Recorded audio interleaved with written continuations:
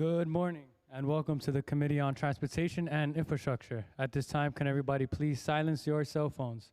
If you wish to testify, please come up to the Sergeant-at-Arms desk to fill out a testimony slip.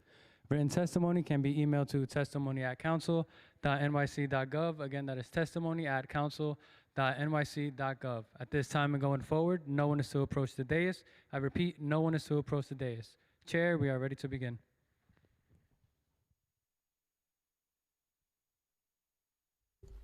Thank you and good morning. Thank you all for attending the hearing on Committee on Transportation and Infrastructure.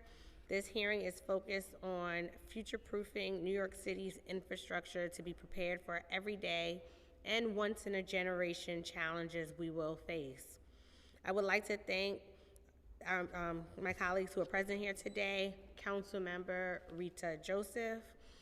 As a city of islands with 520 miles of shoreline, a hurricane season that has increased in severity over the last few decades, it is imperative that our infrastructure is prepared for the future.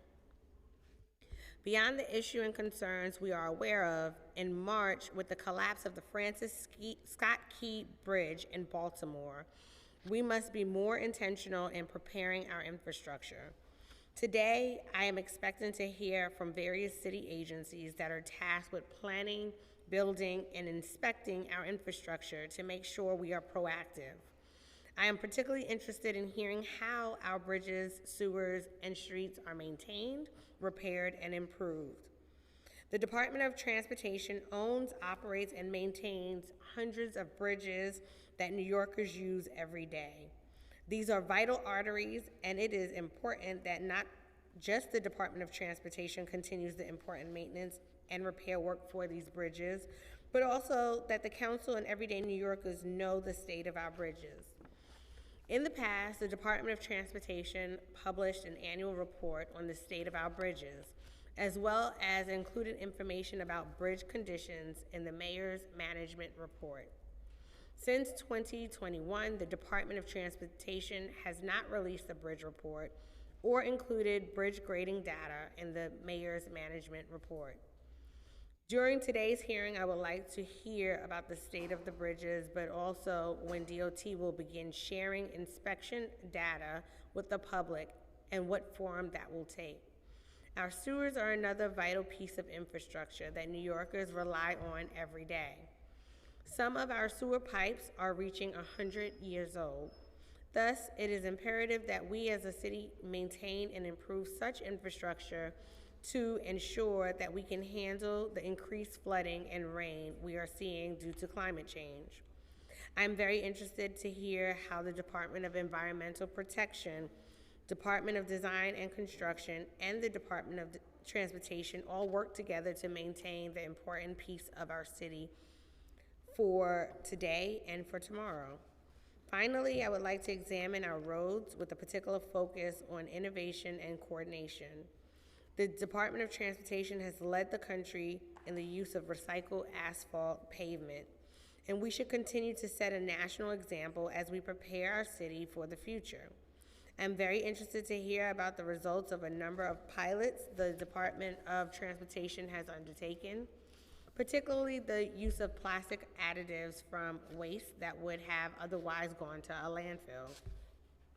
I am encouraged by the Department of Transportation's commitment to use new technology to maintain and upgrade our infrastructure, and want to know how we at the Council can support and build on their efforts. We will also be hearing two pieces of legislation today. First, Introduction 272, sponsored by Councilmember Rita Joseph, would require a capital plan and timeline for installing public bathrooms across the city. I will now turn to Councilmember Joseph to talk about her bill. Thank you, Councilman. Thank you, Chair Brooks Powers.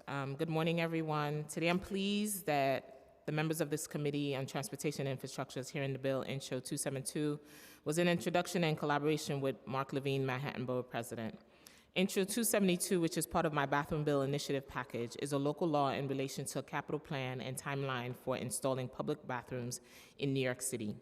This bill will require that the mayor designate an agency or office in coordination with Department of Parks and Recreation and the Department of Transportation to develop a report that proposes a capital project plan and implementation timeline for the installation and maintenance of public bathroom facilities. Each of the sites to be identified pursuant to introduction number 258A, a local law that reports on suitable locations for installing public bathrooms. This bill was passed and adopted last session. The report would further propose a scope of project, estimated costs, potential funding sources, and appropriate maintenance schedules for each facility. The bill would also require the lead agency office to consider relevant population data and social and equity indicators and to consult with qualified city entities regarding foreseeable challenges to the facility installation and maintenance. As Manhattan Board President Mark Levine said before, and I repeat it here, the troubling of deficit public restroom is not an inconvenience. It's a matter of equity, public health, sanitation, and basic human rights. In the hearing the bill is getting passed, we are showing New Yorkers that we have been listening to their requests on the issue and demonstrating our commitment for their well-being. Furthermore, we're telling visitors and tourists that we welcome them to our great city. I'm looking forward to hearing the testimony from city agency, different groups about the bill. Again, thank you for your collaboration. Thank you, Chair. This has been a day in the making. I've been pushing for bathroom bills as a mom, as a forever educator who would go on trips and look for restrooms for our students to use while we were on trips. So this is important for someone who has an older mom, and I know all my older New Yorkers would relate to this, having taken their medication, looking for restrooms, dads, moms, and all of those who use public restrooms. So I look forward to working with you guys in creating this amazing project. Thank you. Thank you, Councilmember Joseph. Looking forward to seeing this through alongside you. Second introduction, number 574, sponsored by Councilmember Gail Brewer, would require a website that would serve as the main source of information about the open spaces under the control of the city. Any events taking place at those spaces and information about any permits needed to use those spaces. Before we begin, I'd like to acknowledge that we've been joined by Councilmember Ariola, and I would also like to thank my staff and committee staff for their hard work.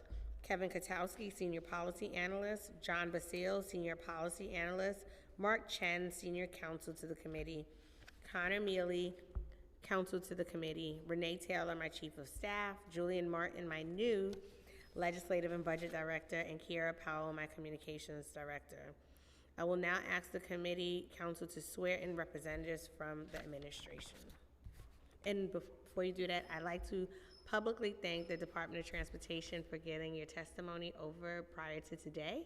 I appreciate it. It is helpful because we were able to adjust our questions and my testimony and my opening statement based on that. And again, I think it will lead for having a much more productive and informed conversation today. So I've publicly bashed you for not having it, so I will publicly thank you for having it.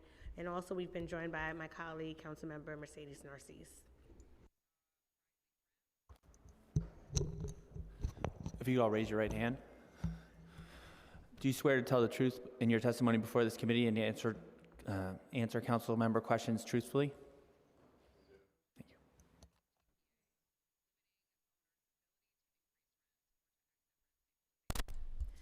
Good morning, Chair Brooks Powers and members of the Committee on Transportation and Infrastructure. I am Margaret Forgione, First Deputy Commissioner at the New York City Department of Transportation. With me today are Deputy Commissioner of Bridges and Chief Bridge Officer Paul Schwartz and Assistant Commissioner for Intergovernmental and Community Affairs Rick Rodriguez. We are also joined by the Department of Environmental Protection's Deputy Chief Operating Officer Kim Cipriano and the Department of Design and Construction's Deputy Commissioner of Infrastructure Thomas Wynn, and the Department of Parks and Recreation's Chief of Policy and Long-Range Planning, Sarah Nielsen, and Assistant Commissioner for Architecture and Engineering Program Management, Terrence McCormick. Thank you for the opportunity to testify on behalf of Mayor Adams and Commissioner Rodriguez on how the city is future-proofing our infrastructure. I want to begin by giving an overview of New York City DOT's bridges. New York City DOT owns, operates, and maintains 809 bridges throughout New York City. The Brooklyn, Manhattan, Williamsburg, and Queensboro bridges are some of our most notable bridges, but our inventory is as diverse as the city itself. DOT operates 23 movable bridges, such as the Pulaski Bridge over Newtown Creek and the Swingspan Willis Avenue Bridge over the Harlem River that connects Manhattan and the Bronx. Additionally, DOT provides capital rehabilitation for 53 culverts or tunnels that direct water away from roads and inspects and repairs over 600 retaining walls. New York City DOT's vast web of bridges is in the hands of experienced engineers in DOT's Division of Bridges. Specializing in structural, mechanical, electrical, environmental, geotechnical, and civil engineering, our team oversees the design, construction, and maintenance of DOT's inventory. Safety is our top priority at New York City DOT, and all of our bridges are safe. DOT's bridges are inspected at least once every 2 years, in line with federal mandates, but more often if determined necessary. The New York State Department of Transportation hires licensed engineering consultants to perform these biennial inspections for all bridges except pedestrian bridges and bridges less than 20 feet in length. The remaining bridges are inspected by New York City DOT's inspection team of licensed professional engineering consultants. These inspections allow us to determine specific rehabilitation or corrective repair needs. 99% of our bridges are in fair, good, or very good condition. The 7 bridges that are rated poor are in the current fiscal 24 to 33 capital plan and continue to be safe for their allowed uses. New York City DOT has a robust capital bridge project portfolio. At $12.4 billion, nearly half of the agency's fiscal 24 to 33 capital plan is devoted to bridge reconstruction and rehabilitation. We hire consultants to design, construct, and provide on-site oversight for the majority of our bridge capital contracts. At any given time, we have between 25 and 40 capital bridge project contracts underway. The scope of these projects is unique to each individual bridge and range from full reconstruction to targeted repairs of specific bridge components. The purpose, however, is the same: to extend the useful life of the bridge and protect the safety of New York City travelers. In addition to capital projects, New York City DOT has in-house tradespeople who can be deployed on demand, as well as our when and where contractors capable of responding quickly to urgent conditions. We also have preventive maintenance contracts for the maintenance and preservation of the East River and movable bridges. Turning to bridge ratings and how New York City DOT determines the overall condition of our bridges. DOT has a clear understanding of the condition of our entire inventory of bridges, but coming up with a translatable rating is a complicated process. Prior to 2016, in conformance with New York State DOT standards, New York City DOT generated an overall condition rating for vehicular bridges under a 1 to 7 scale, with 1 indicating structural failure and 7 indicating new condition.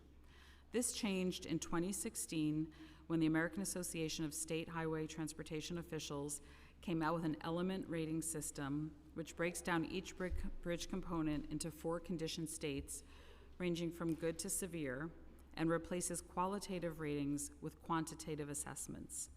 This new federal rating system, however, does not prescribe an overall bridge condition rating.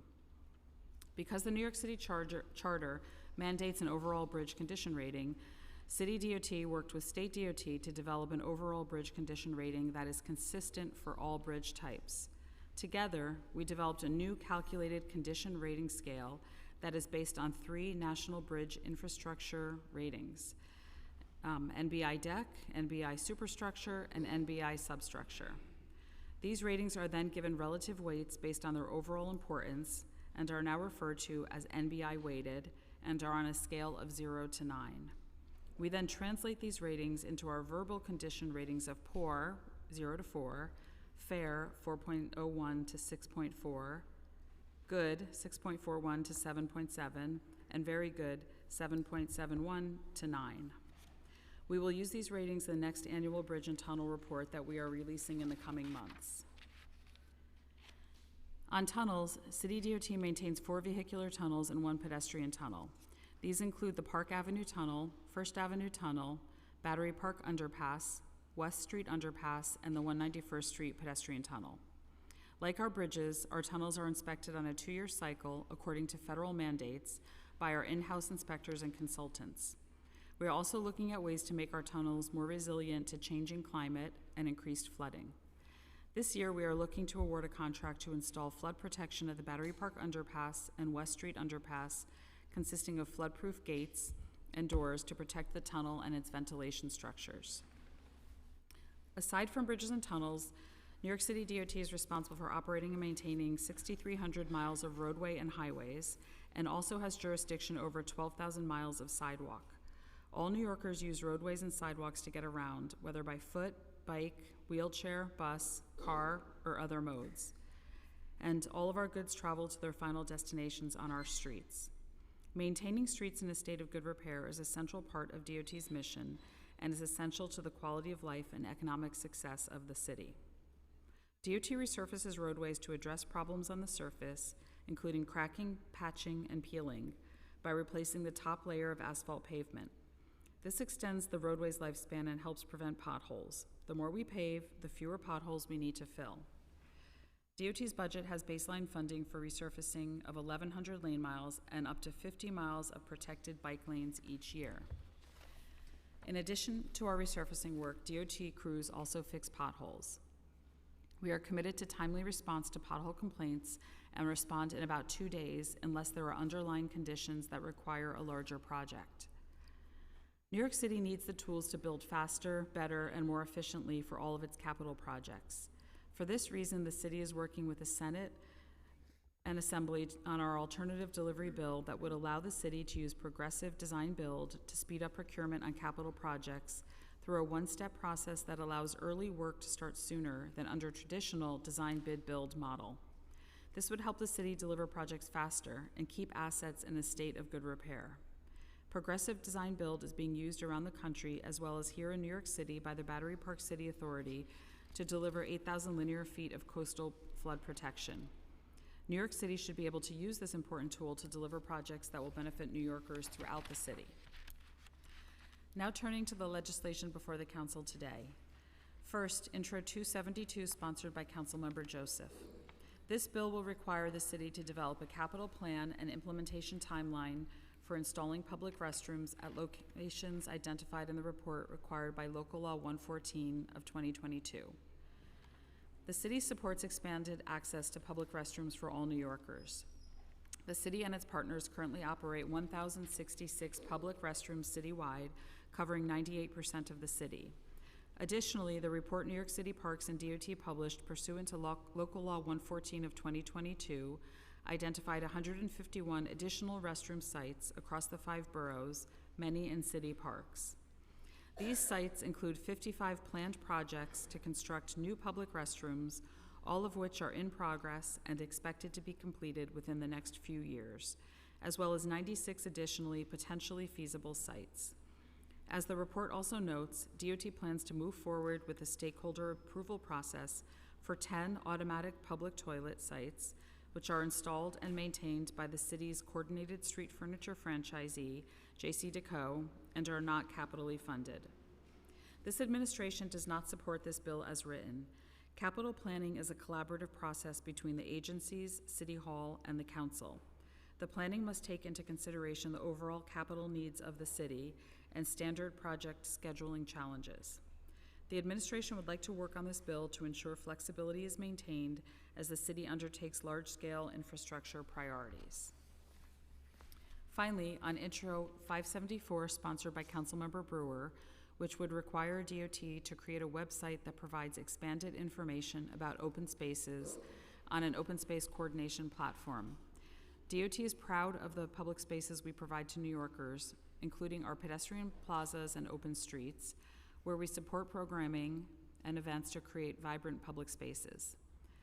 Putting on these events often requires input from multiple agencies, which includes the Mayor's Office of Citywide Event Coordination and Management, which helps to oversee and coordinate. Events can also happen in spaces owned by other agencies that DOT does not have jurisdiction over, such as Parkland. CECM posts a number of resources, guides, event details, and other information on its websites about using the city's different public spaces for events and programming. For our part, DOT posts details about the days and times when our public spaces are open to the public on our website. Sister agencies that manage public spaces also do the same. The administration would be happy to continue conversations with the council about how to best coordinate the use of the city's many public spaces. In conclusion, I would like to thank the council for the opportunity to testify before you today. We are proud of the work that we do to keep the city's infrastructure in a state of good repair, work that will benefit New Yorkers for generations to come. We would now be happy to answer any questions.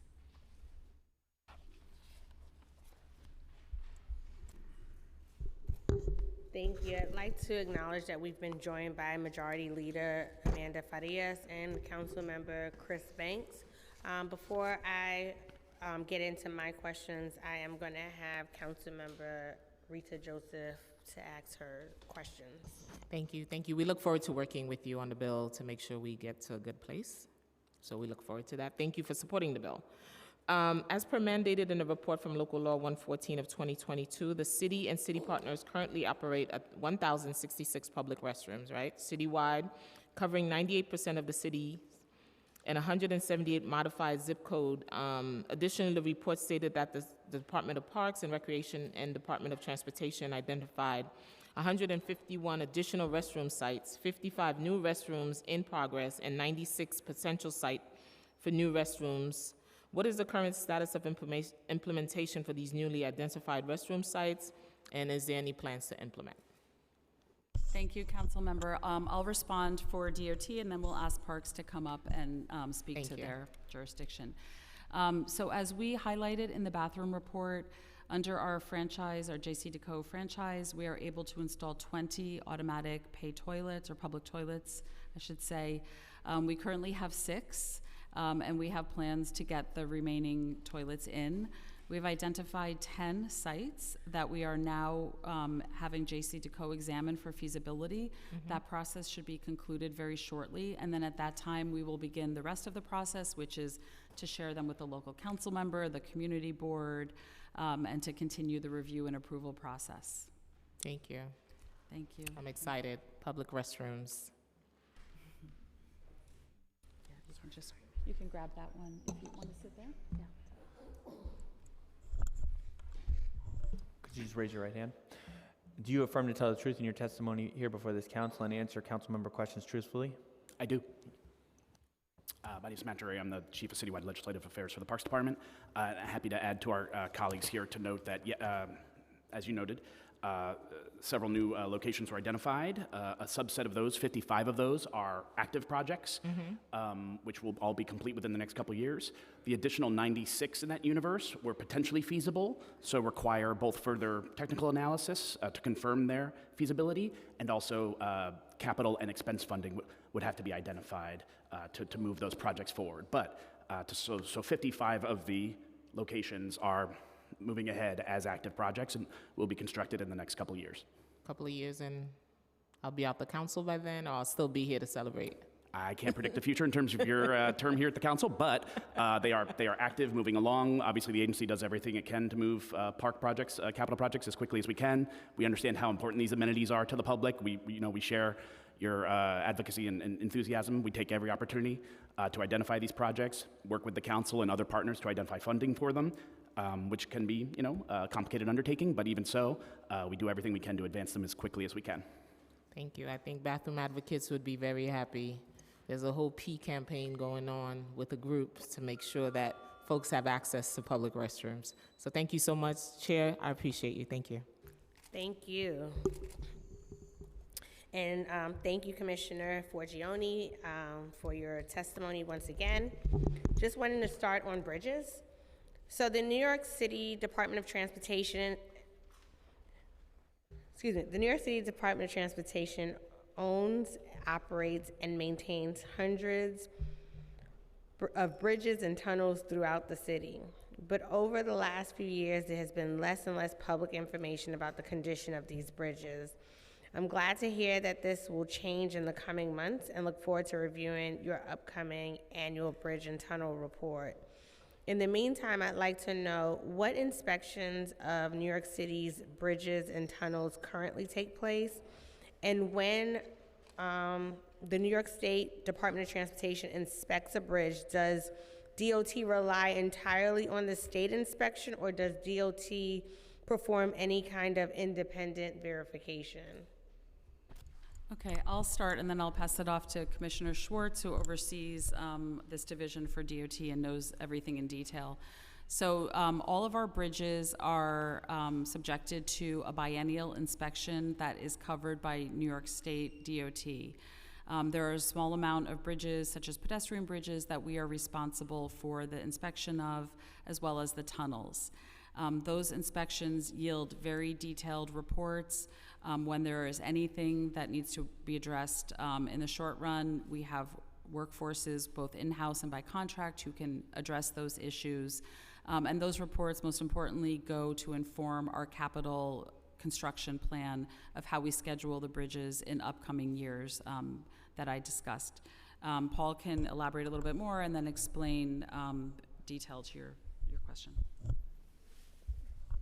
Thank you, Chair. I appreciate the opportunity to be here today and indicate to you what 615 colleagues and I are working on, some of what we're working on. So inspections are currently taking place. Bridges, as First Deputy Commissioner Forgione mentioned, are inspected either biannually or more frequently if needed. New York State DOT does those inspections on roadway bridges. They are performed by licensed professional engineers. They are hands-on inspections, which basically means you have to be within 3 feet of the structure. The bridges that they don't inspect, we have inspectors in-house that do it. Again, licensed professional engineers that work for the city, and then we supplement that with consultants as well. Any of the inspections the results that get yielded by the inspections, to your second question, are then passed on to our group. We do an independent analysis of the work that is done, so any inspection report originally, before it gets issued by either the state or in-house, goes through a QA, QC process to make sure that it's meeting all the required checks. It then comes to our group. We would then look at that inspection report that would indicate actionable items, and we would act on those actionable items. So it does receive many levels of review. And why does DOT supplement the inspectors with consultants? Is it that you don't have enough inspectors? So we do it for a few different reasons. Partially is to supplement the workforce that we have, but also certain structures require a little bit of different types of expertise due to the way that they're constructed, and we want to make sure that we're pairing the right people with the right experience on the right structure to get the best results. And do you feel from a cost perspective that it's more cost effective to hire the consultants versus to hire more staff that are skilled to do this work? So we feel that there needs to be the right mix, right? That you need to retain a certain amount of in-house capability to be able to go out and do the work. But like many things, right, there are some things that if you're not going to use that particular skill set very frequently, that's what you want to outsource, and you want to tap on that when you need it. So we think we have the right balance to be effective. No, thank you for that. Has DOT taken any proactive steps to secure our bridges in light of the tragedy in Baltimore? So I think I want to lead by saying in this one, nature is our friend. And the reason I say that is that the ship in Baltimore is a Neo-Panamax class of ship, right? It's a very large container ship. A ship of that size would not be able to navigate up the East River to where some of our signature bridges are because the channel depth of the East River would not allow that. So the ship is deeper than the geography that allows it to move through there. Further to that, the way that the New York Harbor operates is very different from the way Baltimore Harbor operates. We are under U.S. Coast Guard jurisdiction. They have something called the Vessel Traffic Services, or VTS. They are responsible for the safety of the harbor. Ships like the MV Dolly would require a number of tugs to escort them, as well as harbor pilots. Harbor pilots are very well-trained, experienced captains who would board the ship potentially and pilot it. They're very familiar with the harbor itself. Between the actual natural barriers and as well as the administrative precautions that are taken, a incident like that is very, very unlikely to occur. Thank you for that also. You mentioned that 7 bridges are rated poor. Which bridges are those, and what steps are taken to make sure there are no dangers to the public?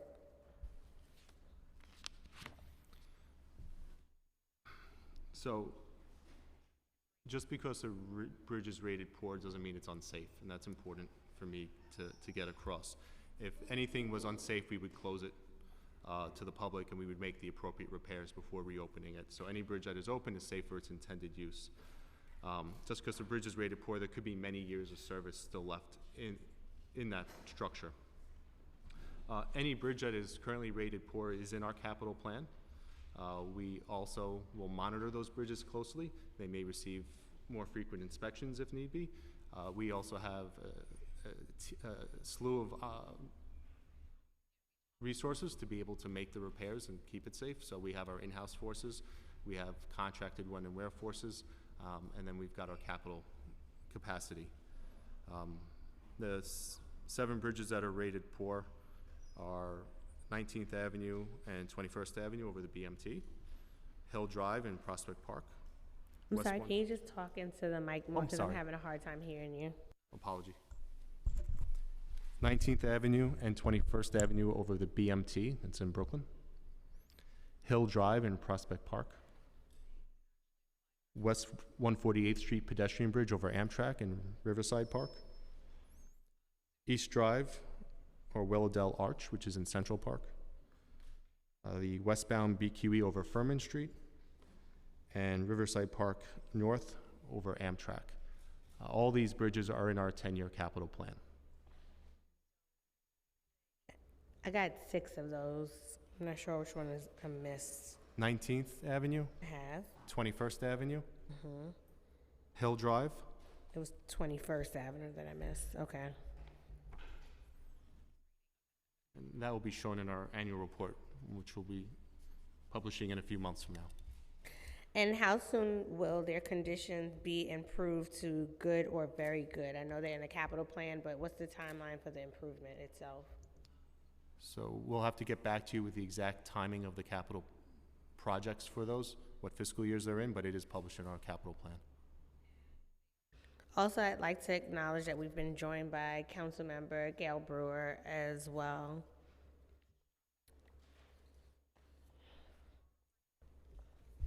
I am going to come back to bridges.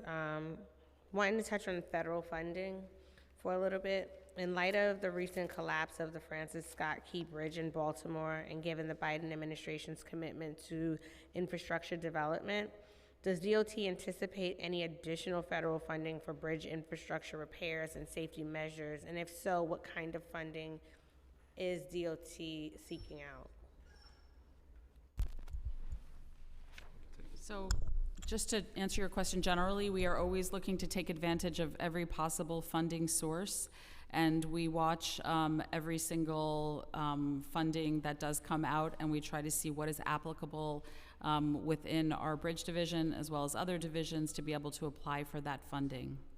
So I don't know if you had something more specific, but the answer is yes, we intend to pursue all the funding that we are able to. And has the administration been in communication with Washington on the matter of the federal funding? Yes, we are.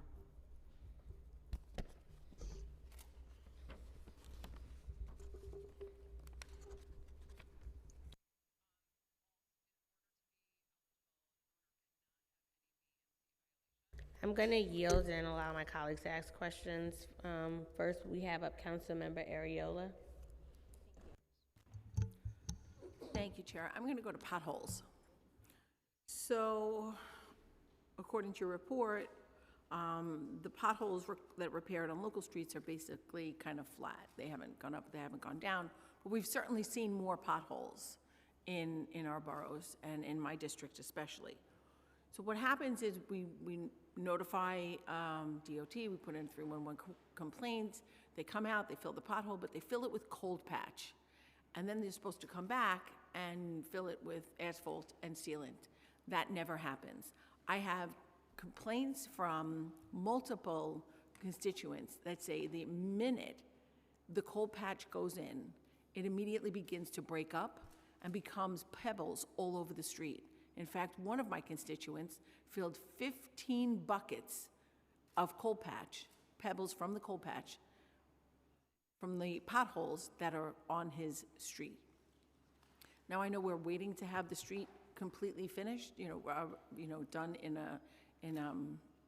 the right way, milled and repaved, but that's not going to happen until the end of June. Why aren't we fixing the potholes the right way the first time instead of having to go back and forth or not going back at all? So thank you very much for your question.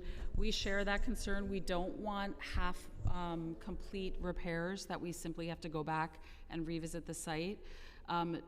Most times of the day, we have hot material available. As you know, we have 2 asphalt plants that DOT operates, plus we have a number of vendor plants that produce hot material. Certain times of the day, particularly at night, we don't always, in every borough, have access to hot material. So we do pride ourselves on quickly filling potholes, but if we sent people out immediately at a time when we did not have hot material available, that was why cold patch was utilized in that location. So what I'd like to ask you is to get me that location. We can repair it properly, and then I'm glad to hear that it's in our milling and paving cycle coming up. Okay, I will get you that information, thank you. But I also want to make you know that most of them, whether it's day or night, are being filled with coal patch. That's something you might want to look into. I'll follow up Thank on you. that. Thank you. Thank you. And next we have Councilmember Banks. Hey, good morning, and thank you, Deputy Commissioner. Wanted to, first of all, thank you for the work that you're doing out in the 42nd Councilman District. We've had a very robust street resurfacing, and we thank you, badly needed, so we appreciate that. Also, too, we wanted just to kind of focus in a little bit on the notification. That's something that's been an issue. We've had residents told, cars being told, and just the lack of notification has been an issue. And I've always said this, we need our streets repaved, but we don't want our lives interrupted. So that's something, obviously, we want to make sure that there's more clarity as to when information's going out, who the information's going to, and that it's getting to the residents that are being affected with the street repairs or the street resurfacing that's taking place. DOT previously had a goal to repave about 1,300 lane miles annually, which was reduced to 1,100 lane miles per year in fiscal year 2020. According to the most recent preliminary MERS management report, DOT maintains that this goal of 1,100 lane miles. Although we have had several midwinters, what will happen to our streets if we have more typical winter season? And does the DOT staff capacity, do you have the capacity to repave the additional lane miles beyond 1,100 fiscal year, in the fiscal year 2025, if the roads fall into disrepair? Okay, thank you very much for your questions, Council Member. We totally appreciate your support of our resurfacing program, which is very critical for the city. So just on your first item about notifications, so every week our Borough Commissioner's Office send out to like a broad array of entities both the weekly schedule and we also share the seasonal schedule with the community boards. We also sit down annually with the community boards and present the streets that are eligible for resurfacing to those boards to take in their feedback as to which streets are more important, more critical, and we adjust our schedule accordingly. DOT, we also post our resurfacing schedules on our website, and if you have other ideas for us on better ways to get the word out to people, we're more than happy to work with you on that. You raised the question of our lane mile target. So currently we're at 1,150 lane miles per year, and that amount has been baselined in our budget. In previous years, the resurfacing target fluctuated Sometimes it was lower, and as you mentioned, sometimes it was higher at 1,300 lane miles. We've now established 1,150 as our target, which we think is very helpful for our planning because we can have the right amount of vehicles to go along with it. We can prepare our vendors and in-house for how much asphalt we expect to produce and that sort of thing. We think we have reached a good equilibrium with that number Okay. in terms of the repair of the streets overall. Happy And- to talk about it. Thank you.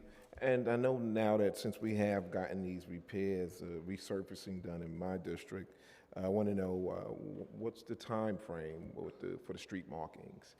Because we've seen streets done, and then it takes a longer time to get the markings on the ground. So will that be improved? Will we see it in the next couple of days? What's the time frame? Right. Sometimes it can be a period of at least several weeks, but on larger roads, we look to have a minimum amount of markings, such as a double yellow, at least to make sure that drivers and pedestrians are guided in that way. We want to get down crosswalk markings and all of the markings as soon as possible. We work with a bunch of different contractors to do this work. And so at any given time, we're juggling different streets. Again, if you have any location that you're seeing that you feel it's taking too long, please let me know. We'll get after it. definitely let you know. Thank you so much. Thank you. Thank you, Madam Chair. Thank you. Next, we'll hear from Majority Leader Farias, followed by Councilmember Gail Brewer. Thank you, Chair. Thanks, folks, for being here today and testifying. I know we've spoken about street resurfacing already with member questions and like filling potholes and stuff.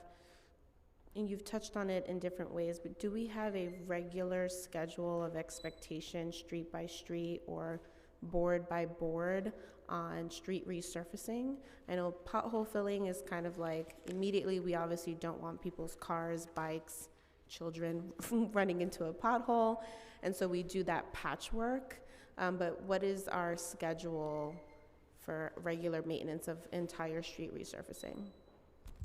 So to answer your question, we do not say that a given street must be paved every X number of years. Okay. We do it based on condition. So Okay. we have a team of people that go out and we have a very detailed assessment where we look at cracking, potholes, ponding, all aspects of street disrepair, and then we rate the streets. We rate 90% of the streets every year. We can't quite get to 100, but we're constantly, it would only take a little bit more than a year to get to those rest of those streets. And then what we do is based on the lane miles in every borough, and then the lane miles in every community board, we allocate the corresponding amount of work to that community board and to that borough. And then we do it, we just keep coming back every single year and we allocate the same number of miles. But we consider it very important to work with our elected officials and the community boards to hear from them. They may feel that one street that is in a little bit better condition than another is still more critical to get milled and paved, and we will accommodate those requests as we meet with them and adjust our schedule. Okay, yeah, I did hear you in response to Councilmember Banks state that you send the schedule for the seasonal schedule to the community boards, and then I know I see in my inbox the weekly or the next several weeks good. we're I'm going glad to you see do. that. Yeah, I mean, my office, we try to circulate that. We have a weekly newsletter that goes out, and we try to include that kind of stuff so people can be aware of maybe Thank you. avoiding some of the traffic stoppers because of construction, or just to know that to be more mindful of when they're driving down a street, there might be a dip because of reconstruction.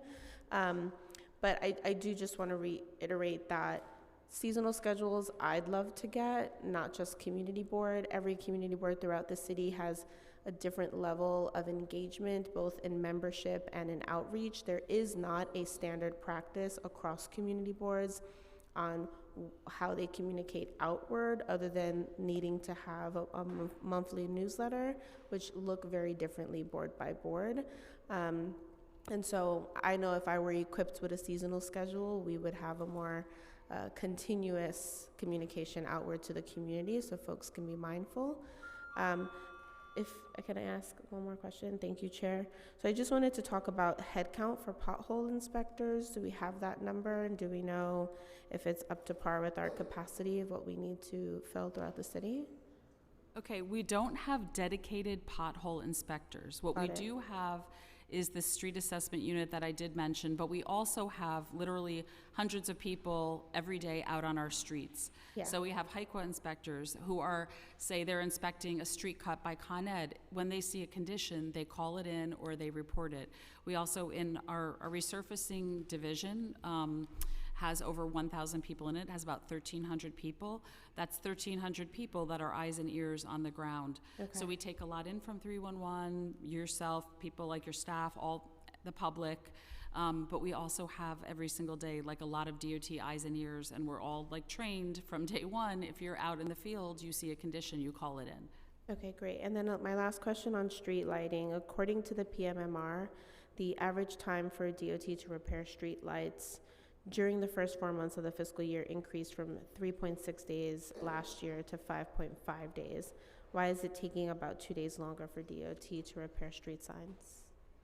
Right, so we looked further into what was happening with our street lighting contractor. All of our street light repairs are done through contractors, they're not done by us. Okay. There seemed to be a little lack of efficient communication that we detected at the beginning of the fiscal year, and we have since corrected that, and now the repairs are going much closer to the typical time frame that we had previously. Okay, great. Yeah, I know I'm a driver in my community, so most of the time when I'm on roads and I bump into either a street light or a traffic light that is not on, I try my best to go through the 311 that then takes you to the DOT system to then put in another form. But it's good to know that we found the hiccup and we're working on it. If there's any other way that we can, I mean, I don't know what systems we're using, but I know there probably are better ways to make sure when we put in a new bulb, we know when the lifespan of that bulb or how long it's going to take to need repair for us to be more mindful of. But I appreciate being on top of that and answering my questions. Thank you, Chair, for the additional time. Thank you very much, Madam Chair, for including 574, and thank you, Margaret Forgione, for stating that the administration would continue conversations about this bill. I will say that there is, I'm always thinking about the public, and in this case, just so you know, there's a local law that I think Lori Cumbo passed many years ago that states that there should be coordination, and there is no local law 7 of 2021 coordination in order to have this information available to the public. With all due respect to the citywide event coordination office, the portal is completely out of date. I looked at it yesterday. It needs updating. And so then the question is, it's not obviously just DOT, but I mean, people would love to have the platform done by you, because I think SAPO, I call it SAPO, but I guess it's called something else, hasn't got all of the public spaces under its control. And so it's very hard for the public to know what is going on. So that's why we would love to see perhaps a DOT, or if not you, then who would be managing this information? Because we would love to see it be arts and cultural institutions. We'd love to have community boards of bids and the general public so they know what's going on. To me, open space also includes playgrounds and open streets. It also includes different hours. It should, what would be the time of the event, and obviously the permits and licenses needed for the applications. You know, New Yorkers love to be outdoors. They love to use these spaces. I have to say it's very hard to be able to do that. Just, you know, you think, because you and I kind of know who to call, but it is not clear to the public. That's why we were introducing 574. And so we'd love to see a much better coordination and information. And we always feel that because most of this information is actually DOT, if you look at the streets usage, et cetera. So what do you think could be the way in which we could approach the administration to make this possible for really good information on a platform?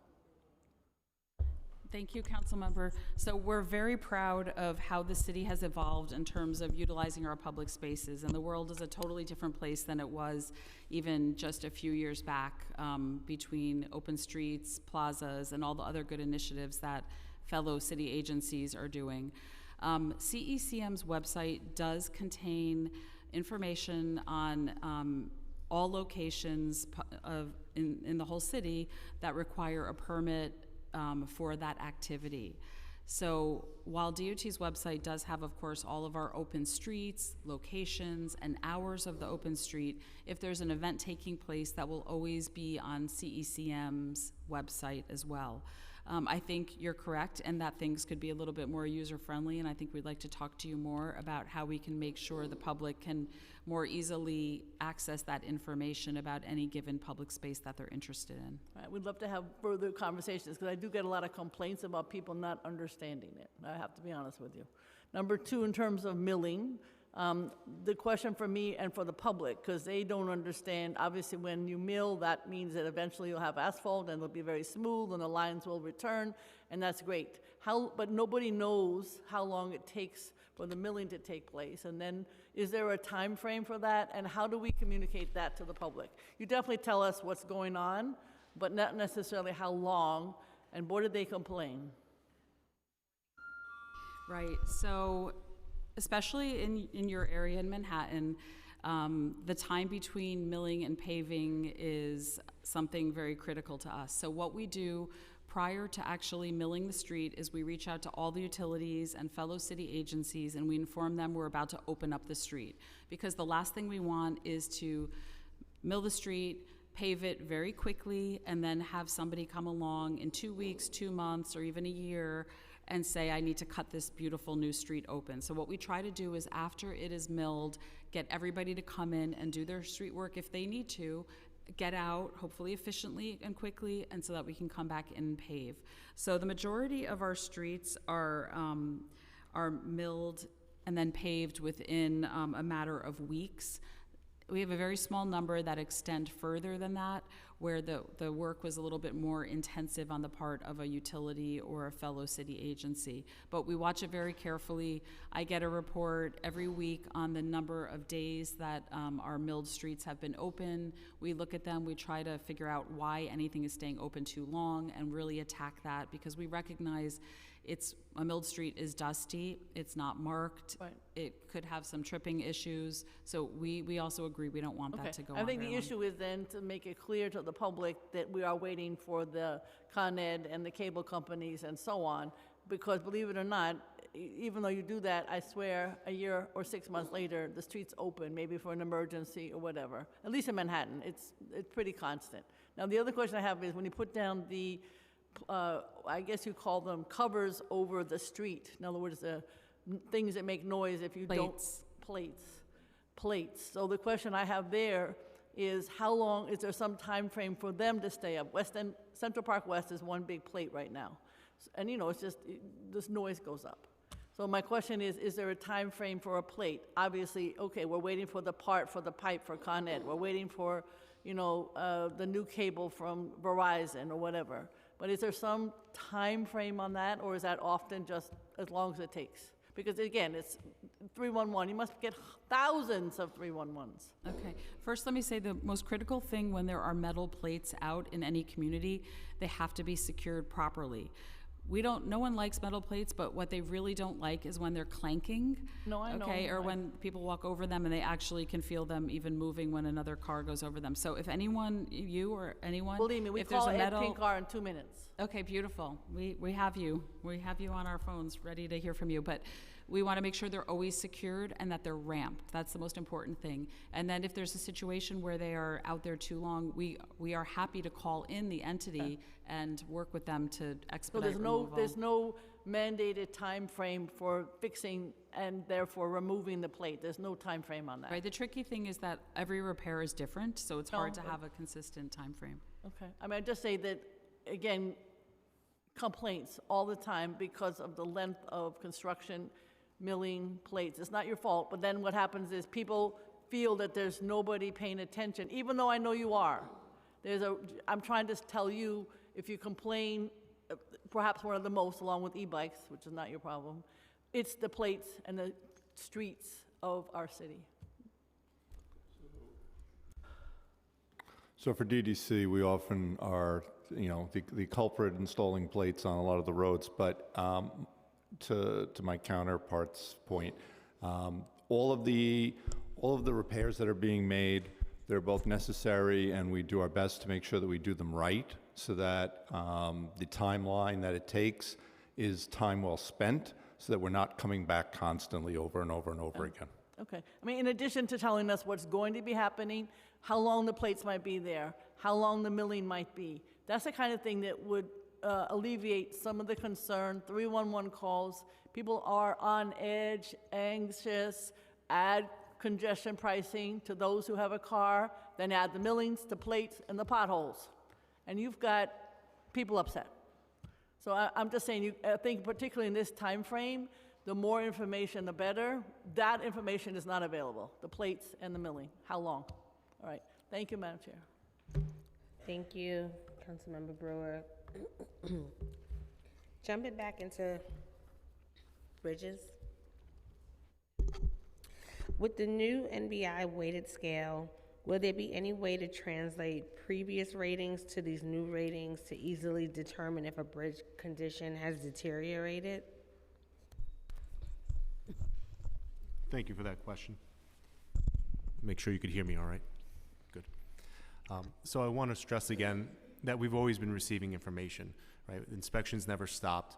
We were getting data. It was in the new AASHTO element format. And what that meant, and the reason why there was that delay, was that we didn't have a really good way to properly communicate a single rating, which is required by the city council law, which is required by our law to do in our annual report, as the overall condition of the bridge. So as we got more data and we analyzed it, we were then able to come up with that single number. In the background, we're getting all the conditions of all our elements and the condition states that it's in, from the CS1 to the CS4 that we described previously. We feel that the best path forward is to publish the new information in the upcoming months and then keep going forward with that scale and make sure everything is clear going forward. So how will we be able to determine like if a bridge has gotten like significantly worse or not, considering that there is a different metrics that was used prior to this new one that's being now implemented? Right. So one of the things that we did in implementing the new metric was we wanted to make sure that while the numbers are different, the number of bridges as they decline over time, you know, they decline at a certain rate, but when you take a snapshot, it's not a huge difference, right? So what we wanted to make sure is that the new scale relatively lines up with the old scale. So it won't be a one-for-one apples-to-apples comparison, but we know that we're in the same ballpark and that our good, fair, and poor and the thresholds that we're showing now are relatively similar to the good, fair, and poor thresholds that we'd used previously. And do you believe a federal rating system should prescribe the overall rating? So I do believe that it's important to have basic standards across an industry. While there are certain things that in bridges you want every bridge across the nation to perform a certain way, to be built to the right standards, to be looked at a certain way. You want a base level of training. That all happens. We are then able to apply our local knowledge to then get into the intricacies of what those conditions may be on our structures, but that basic level has to be consistent across the industry.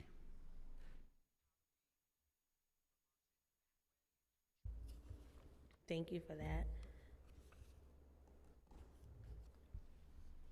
And how were the weightings between the deck, superstructure, and substructure determined? Doesn't failure of any component result in the failure of the bridge? And how can any component be less important than others? So the ratings were determined through an extended analysis, and they're based on somewhat on order of importance in a sense, right? So you want a good foundation, you want a good base, and that's your substructure. That substructure then holds up what we call the superstructure. That superstructure then holds up the deck.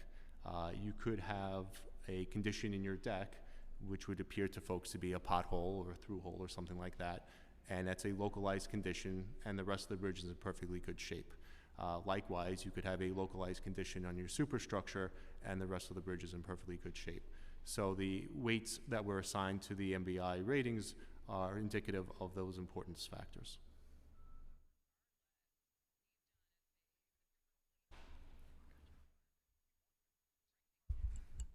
Thank you. And in addition to the upcoming bridge and tunnel report, will bridge inspection ratings data be published in the mayor's management report? Yes, it's our intention to also publish that as well. Thank you.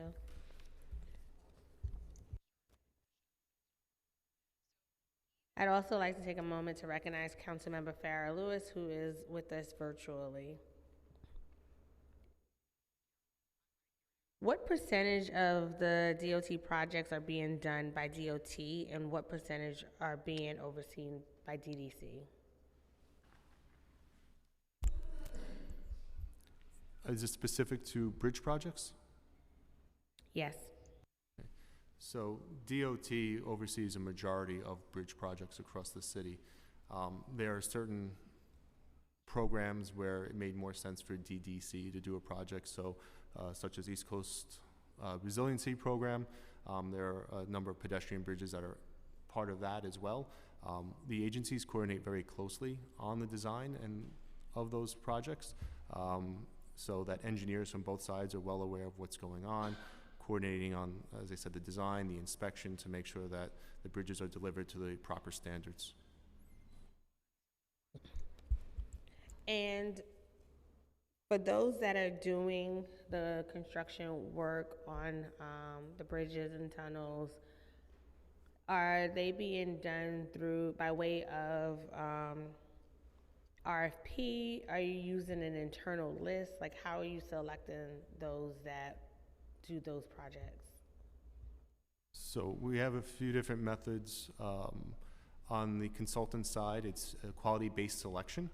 And so it's a RFP that goes out, and we get proposals that are then evaluated based on their quality, and the highest qualified proposer is then awarded that contract.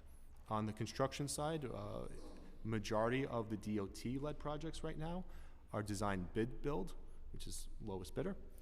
We are currently in the process of our first design build project, and we are at the point there where we are working on the RFP for that.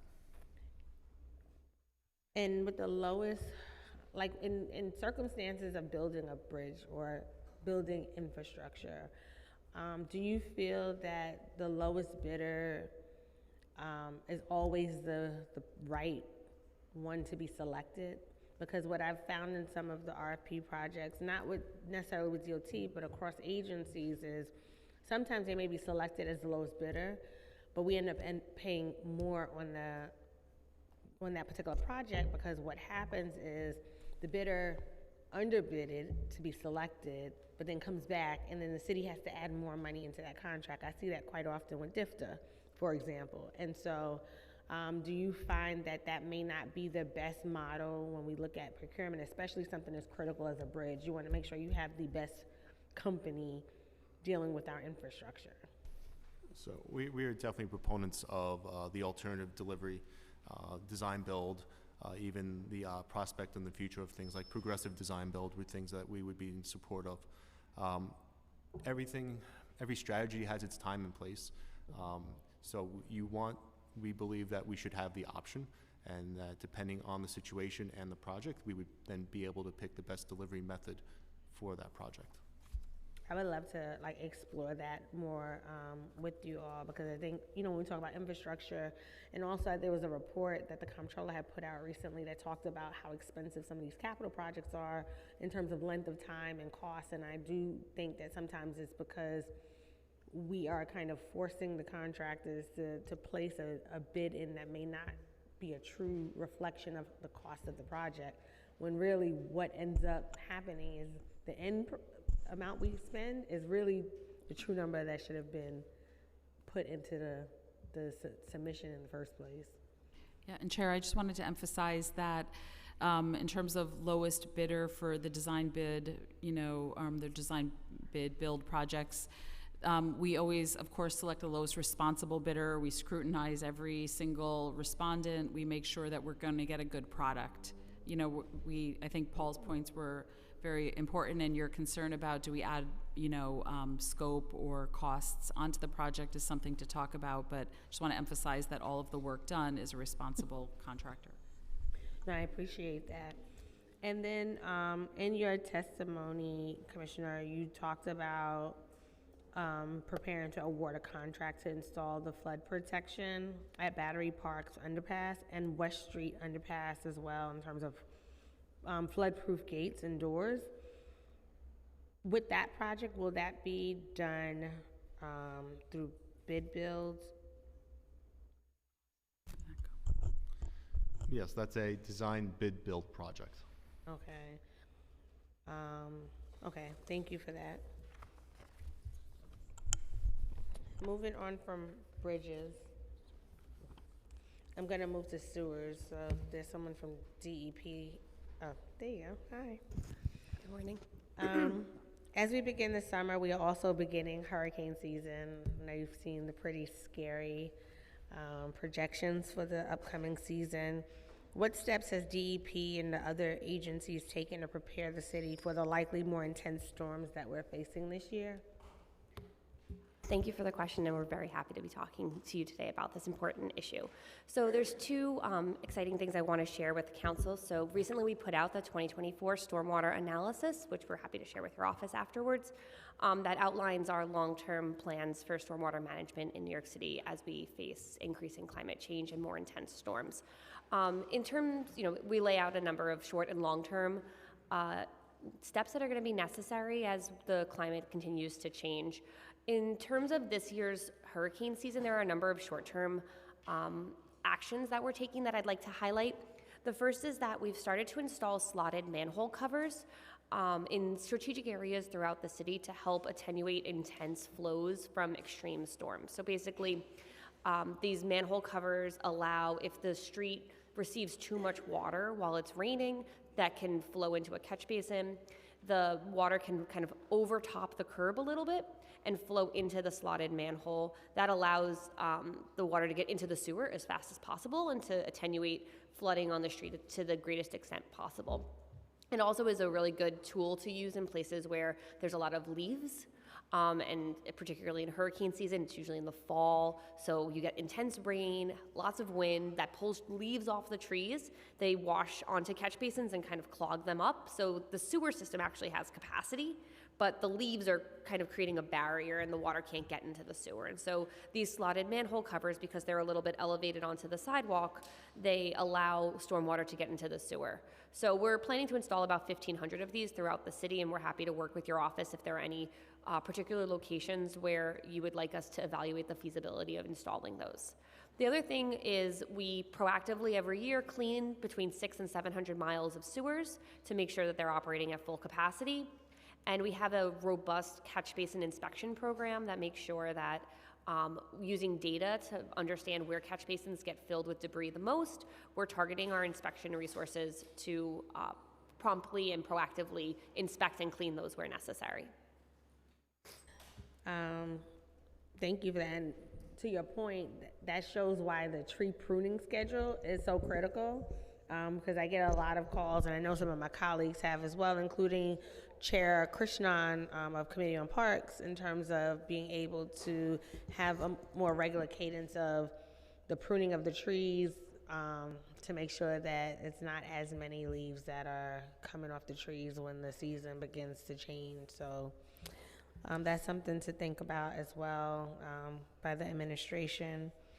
Now storms are becoming stronger, and what was once a 1 in every 5 year storm, or even once in a decade storm, is now becoming more and more frequent. What steps has DEP already taken to modernize its data and assumptions so that we are prepared for the current climate as opposed to the climate from the 1900s? So this is a challenge that is really complicated to solve, right? Because the sewers are built over the course of 100 years, and so it will take us time to expand the sewer system to account for these new and more intense storms. The good news is that we're pulling in a lot of new data streams to help us really understand how the system is working and where there might be capacity to be leveraged short of capital projects. And so what that means, we call it a smart sewer system, and other cities across the country have already started to implement this, where you use gates and sensors within the sewer system because to move water around and create capacity so that you don't have to necessarily expand the size of the sewer. You just need to kind of move the water faster away from where it's raining, because it doesn't really rain consistently throughout the whole city at the same rate. And so if you can think smarter about how to leverage your existing infrastructure, you can create capacity and create opportunity, reduce the risk of flooding. It might be flooding the sewer a little bit, but you're not going to have this like deep, dangerous flooding. You might have just a little bit of shallow street flooding. And so those are tools that we're implementing right now so that we can start to really understand and kind of create near-term improvements in the sewer system and near-term flooding relief as we comprehensively look about the whole city and think about what the right performance standard is. So, right now our standard is 1.75 inches per hour. That's a 5-year design standard. What that means is like a 20% likelihood in any year that you'll get that kind of storm. We're working with some of the leading researchers across the country to best understand what the right future storm to plan is. The last thing we want to do is pick a design standard that is inadequate even when we start. And so this is taking, a good amount of work for us to make sure that we're properly anticipating what the future will hold, understanding that it's really hard to predict given the uncertainties of climate change. No, thank you for that. And I know you're looking around the country. Have you looked beyond also? Because recently a delegation of us traveled to Denmark and looked at some of the technology and techniques that they're even employing, because they had a storm that was a significant one for them a couple of years back. And I know they're looking at things like rock wool and other type of materials to be able, some of which we've already kind of adopted. And like in Rockaway, we have some that we've adopted and we've seen some improvements, but because of the dynamic of that coastal community, you have the bay on one side, the ocean on the other. You have a sewage system that doesn't have the full capacity that can take on rain and storm water at the same time. So it's going to require the administration to really prioritize and invest in those type of communities to make sure that whatever flood barrier is needed is installed to make sure that we're protecting communities. Absolutely. So there are a number of international leaders in this front. So you mentioned Copenhagen. They're at the forefront. They coined the term cloudburst with their storm, and they have a really robust program where they invest a lot of money into building stormwater infrastructure, particularly because they're below sea level, so they're even more vulnerable to even moderate storms. We're also working with partners in Singapore and Tokyo and London, 3 other cities that have similarly complex, similarly congested cities, and all have slightly different challenges on the stormwater management side, but similar scales. It's just like New York City is super dense, so is Tokyo and London. And so it helps to talk with our colleagues in those cities to understand how they're thinking about investments.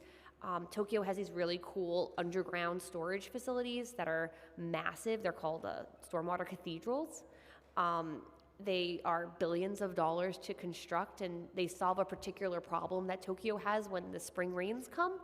But we are thinking about how we might leverage those types of tools that they're using to solve some of the more idiosyncratic New York challenges we're facing. And so we're constantly in this process of learning from our colleagues. It's evolving because everyone's dealing with climate change in a little bit of a different way. The northeast of America is getting more rain in shorter bursts. London's getting it longer, more steady rain. So they have, because dealing with stormwater is a combination of how long it's raining, how many tide cycles you have during that rain, and how intense the rain is. So it's a 3-factor analysis you're always doing in your district in particular. Firsthand. Our hearts sink whenever it rains at high tide, I'm not gonna lie. Yours and mine both. And it's one of those things that it it didn't used to be as challenging, right? And so our tools that we have used in the past may be inadequate in some ways, and so we have to think about things that in the past we were like, we don't ever want to pump stormwater. Now, pumping stormwater is going to be a tool in the toolbox. It's an expensive tool. It has climate impacts. It takes a long time to implement. On the Bayside, that's going to be one of the tools we implement as part of that Army Corps project. So it's a new tool that we'll have that we haven't been using before. So it would be great if DEP could pull together like a working group, not just with myself, but other of my colleagues that have coastal communities, like those representing Staten Island or like Councilmember Brannon, and the folks that do have the coastal area in their district, as well as yourself and some of the thought partners you're looking at, to see how we can move this plan in a more timely fashion. Because I will say, in Copenhagen, what I found that may contribute to the success that they've seen is because there's been a complete buy-in from the government and from the public.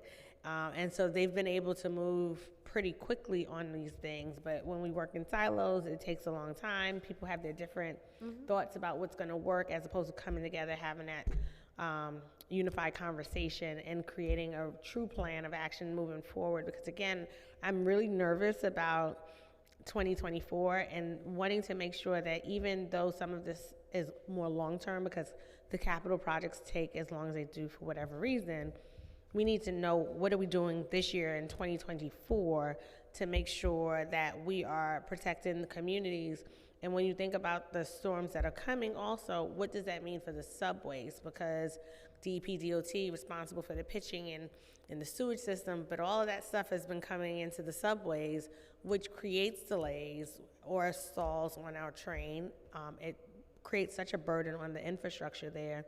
And after June 30th, we know we're going into congestion pricing. So you're gonna see even more commuters traveling by public transportation. That's the projection from congestion pricing. And so what steps are you taking now, right? Because June 30th is just in a matter of a few weeks. And then hurricane season starts in just a matter of a couple of months. What is in play right now to make sure that we are, all these things to take into account? Because I do feel with congestion pricing and certain aspects of it, we're putting the cart before the horse in many instances, and it's going to impact countless New Yorkers because of inaction or things not happening quickly enough. So I really would like to understand what DEP and DOT is doing right now in lieu of all of this that's coming this year. So we have been working really closely with the MTA's Capital Division to understand flooding conditions in the MTA, specifically to the point that you're making about how low-income New Yorkers have an adverse impact when the subways are down or they can get to work. And so we want to make sure that we are really making concerted efforts to partner with the MTA to identify flood vulnerable areas and jointly investigate the causes and solutions. And so we've inspected with MTA over 35 stations where we have identified site-specific contributors to subway flooding. I'll highlight 207th Street, Dyckman, on the A train in Upper Manhattan. This is a location where we installed those slotted manhole covers I mentioned earlier, because one of the challenges is that it's an incredibly steep slope leading right to the subway station entrance, and all the stormwater from this largely wooded parkland near the station was flowing and matting over the catch basins at the base of the hill. And so we installed slotted manhole covers. MTA also raised a step up, so sometimes you'll see that you have to take a step up to then take a step down to get into the subway, and that's to help create a little bit more barrier for water to flow, because it'll always go to the lowest spot. How many of the subways have they done that for out of the 35 that you've identified? I don't know the number offhand, because there's different solutions for everyone. Sometimes it's raising the step up and adding these slotted manhole covers. Sometimes it's fixing vent covers or raising vent covers. Each site, what we do is we go around with a team of engineers and a team of MTA engineers, and we try to find where the water can enter the subway, and then we create a site-specific solution for each subway station to make sure that we're mitigating the cause of flooding.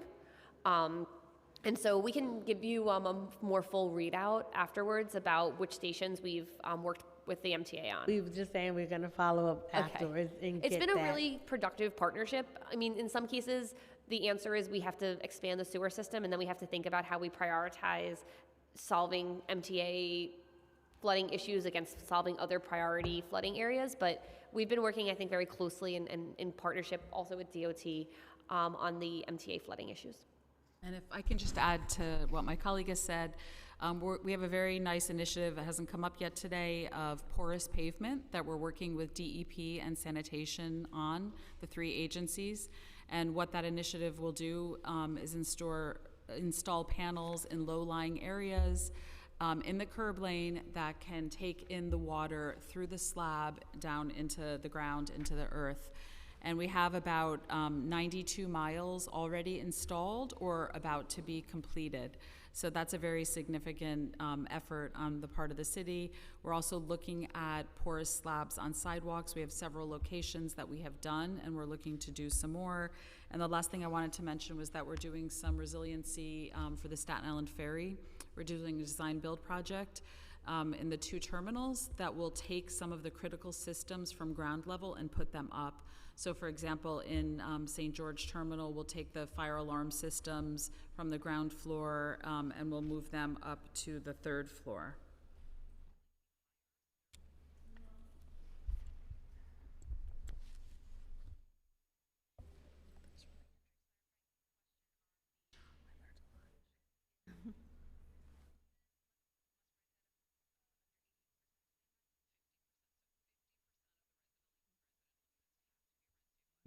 I know, right? Also, we've been joined by my colleague, Councilmember Lincoln Ressler. According to the preliminary MMR, there was a doubling of sewer backup complaints that were confirmed on city infrastructure. What does the city think caused this increase, and has there been any proactive steps taken to address these increases? I'm so excited to talk about sewers, so happy to answer this question. So of the period over the PMMR, there was a 250% increase in rain over the same period last year. And so that's the primary driver of the increase in confirmed sewer, in sewer backup complaints in general. When it rains very hard, there is, the sewers can be momentarily overtaxed, and that can cause a sewer backup. I will say that overall, the department has made considerable efforts over the past decade to drive down sewer backup rates across the city. In terms of dry weather sewer backups, which are the worst of the worst, because that means that you're getting completely unfiltered or undiluted sewage in your home, we've seen like a 60% decrease over the past 10 years. And so that is where we spend a lot of time and energy doing proactive sewer cleaning and proactive sewer degreasing. So one of the primary contributors to a sewer backup is in dry weather. It's not rain, it's fats, oils, and grease that are poured down the drain and enter the sewer system, causes the sewer system to clog. DEP has a robust degreasing program to make sure that we are identifying these recurring areas and proactively addressing them to minimize the potential for a sewer backup. I also just want to take a quick moment as a PSA to say, as a homeowner, you typically do not have as part of your homeowner's insurance sewer backup insurance or water backup insurance. It's an optional rider that I encourage everyone to talk to their constituents about.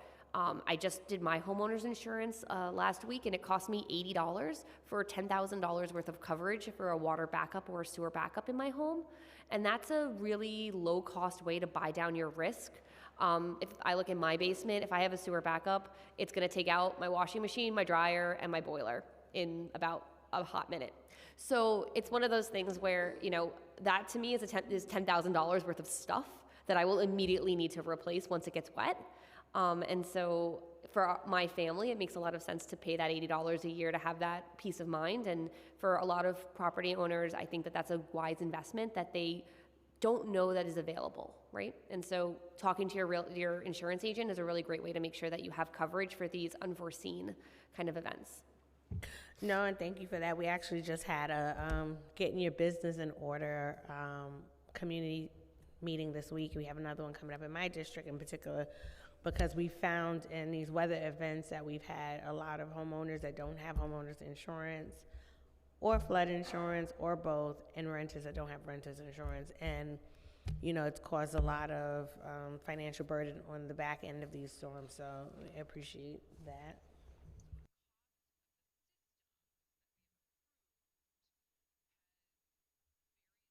And then I'm going to jump into the resiliency of our infrastructure. I know you talked about the porous paving. So other than that, we want to understand what DOT is doing to ensure that there's adequate resiliency upgrades for our transportation system, and how does DOT prioritize which neighborhoods receive resiliency upgrades and work?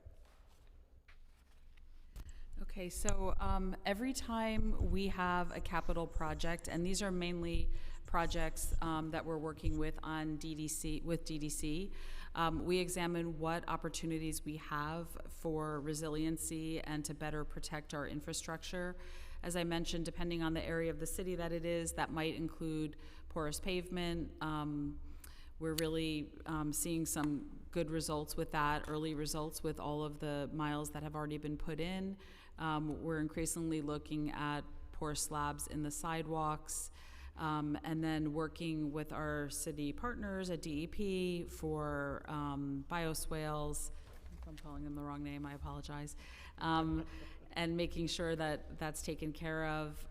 As Kim mentioned, when we're working near subway stations, we are collaborating with the MTA to make sure if anything needs to be raised or graded differently, we do that. I don't know, Tom, if you would like to add to give some examples of some of the recent projects that we've done with you.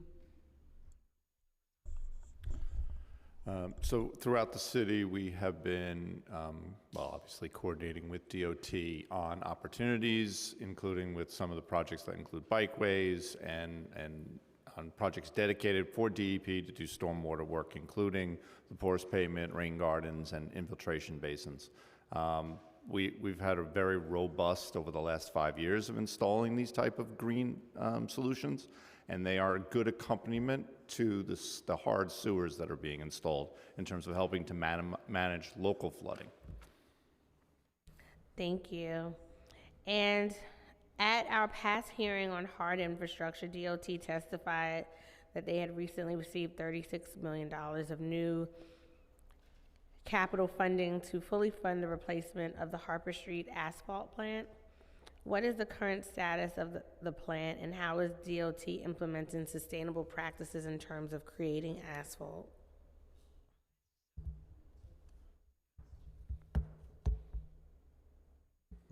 Right, so let me get you the information in just a second. Do you know where this is? Thanks.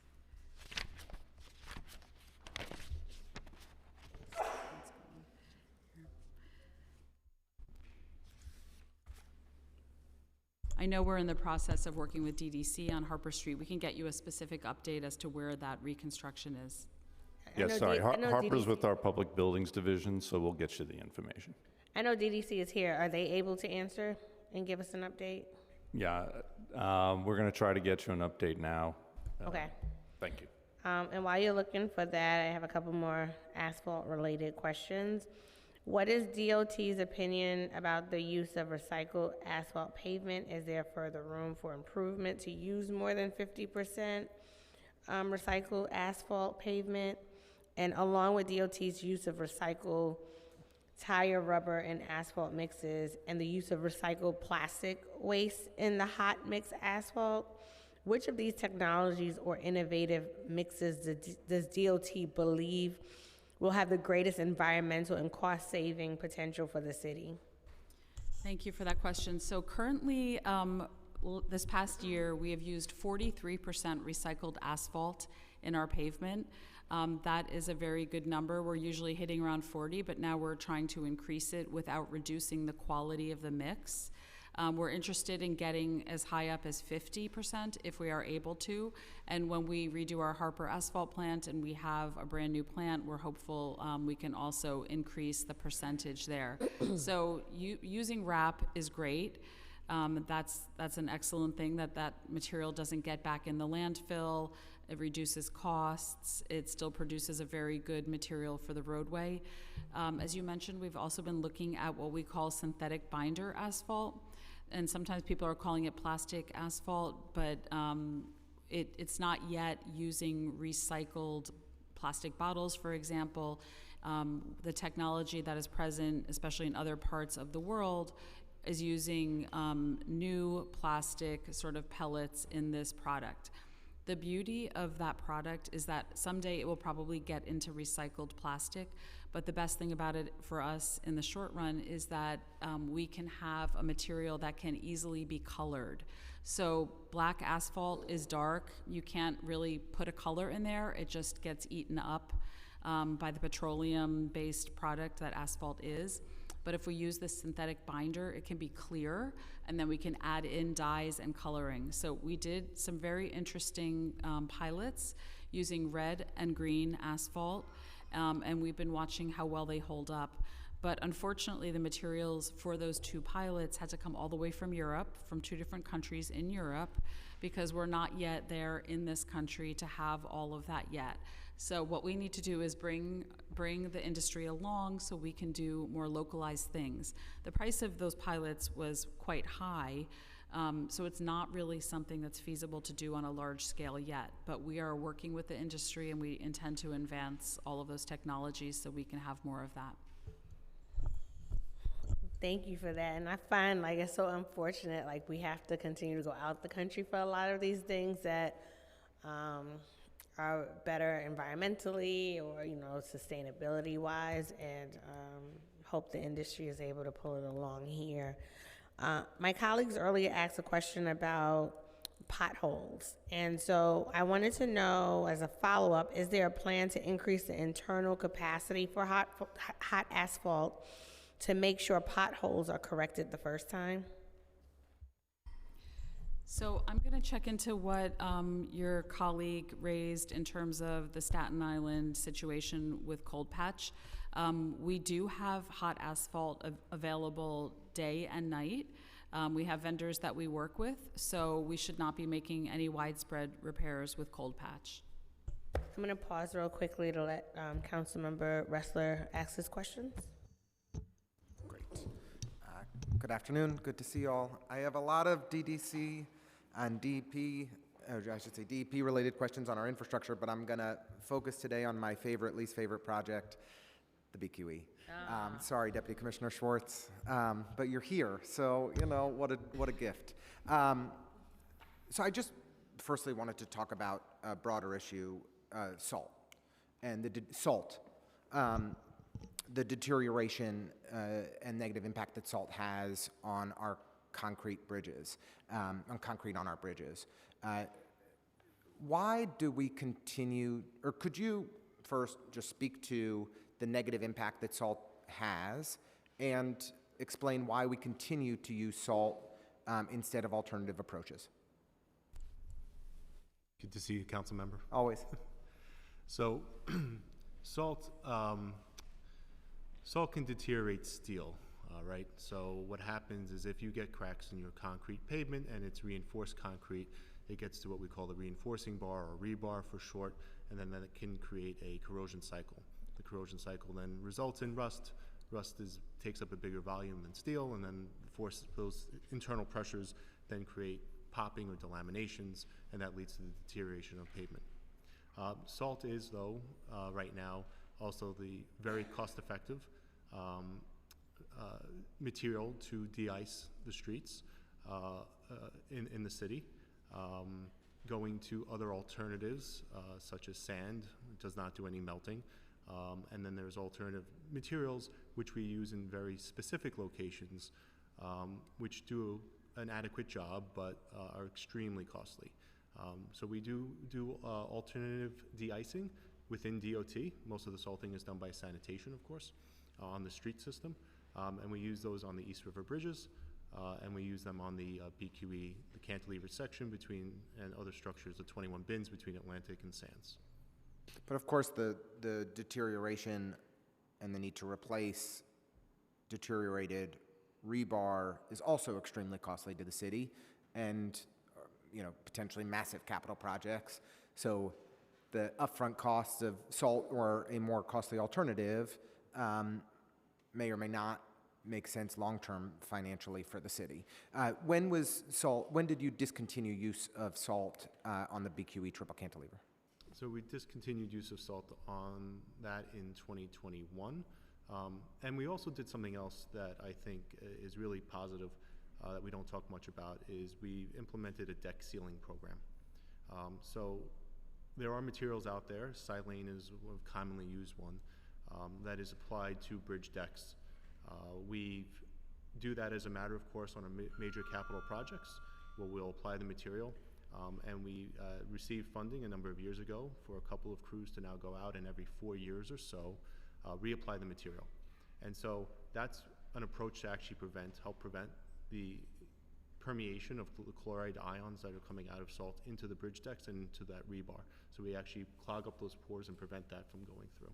But the fact that we use salt for, 60 or 70 years on this structure, even though it's been discontinued for the last 2 or 3 years, doesn't that still mean that every time it rains, the salt is still present and mixing into the rebar and further deteriorating the structure? So there's certain saturation factors, and if you're able to, you could significantly slow down the rate. I won't say that you can necessarily stop the rate, but by discontinuing the use, you should, in theory, significantly slow down that rate of corrosion. And then I just wanted to ask about the decision to shift, I believe, $500 million out of the 5-year capital plan into future years, into the out years, that has been made by this administration over the past, 24 months, and to not invest in an immediate way in the stabilization of the BQE, of the triple cantilever BQE structure. How can you provide assurances to everyday New Yorkers, to constituents in the 33rd Council District, to me and our chair, that the triple cantilever is safe when we're not making these necessary short-term investments that previous administration had allocated funding for and were determined necessary? So again, I want to assure everyone here that the BQE is safe. We have invested a lot of resources in monitoring. We do quarterly inspections in addition to the biennial and special inspections that could be done by licensed professional engineers. We have monitors out on the structure itself that are measuring vibrations and other things, so we have a good understanding of what's going on. In addition to that, about $177.8 million was left in the 5-year window. And that's going to help us to do a few different things. One, it's helping to address the interim repairs that we're actually conducting currently. As you may be well aware, sir, there's a weekend closure coming up this weekend where we're going to complete our interim repair. The majority of the interim repairs is a little bit of work. We're going to have to come back and resurfacing and striping, but this will be the major concrete work, the last step of that. And it also is here to fund our capitally when and where program. So should something arise that is unexpected, that is picked up by our inspectors who are out there frequently, we'll have the resources in place to address it. Well, I appreciate some resources are still available and appreciate the commitment that additional resources can be made available. There's a significant shift of $500 million away from the 5-year capital plan to the out years. It just raises questions when we all know that this structure requires our immediate attention. The last thing I wanted to ask, and I apologize, Chair, for going over, and I promise this is my last question, is, Deputy Commissioner, do you believe that we could safely install columns into the current triple cantilever structure to stabilize this structure? Is that a feasible, onto Furman Street on the far side? Do you think that is a feasible approach that we could pursue? Given the structure and the way it was developed and the way that it has behaved over the last 70, 80 years, No, I do not believe that's a The structure feasible couldn't solution. be encapsulated and columns installed. You don't think that's a feasible potential outcome? The structure was built and behaves in a certain way. By suggesting what you're, or by doing what you're suggesting, you're completely changing the behavior of that structure and making it perform in a manner for which it was not designed to perform. Well, I always appreciate witnesses who provide direct answers to questions, and it's always good to see you. So thank you very much. Thank you. Same here. We have a really good Deputy Commissioner for Bridges. I just want to stay on BQE for a little bit since Councilmember Ressler took us there. So last week, DOT announced the final phase of the closure and the interim repair work for the BQE. This is the third time drivers have been diverted onto local streets. How is DOT preparing for the rerouting of this particular traffic? And what lessons have been learned from the first 2 times a closure like this took place? And I appreciate it being on the weekend, by the way. Excuse me? I said I appreciate it being on the weekend. Yes, absolutely, and that's one of the things we look to do, right? Sorry. As we look to minimize the impact to the greatest extent possible, due to the types of repairs that we needed to do for the structure, it did require the full structure to be closed. So weekends and nights obviously have a less of an impact than during the weekdays. We've done extensive coordination, and we've learned from the previous.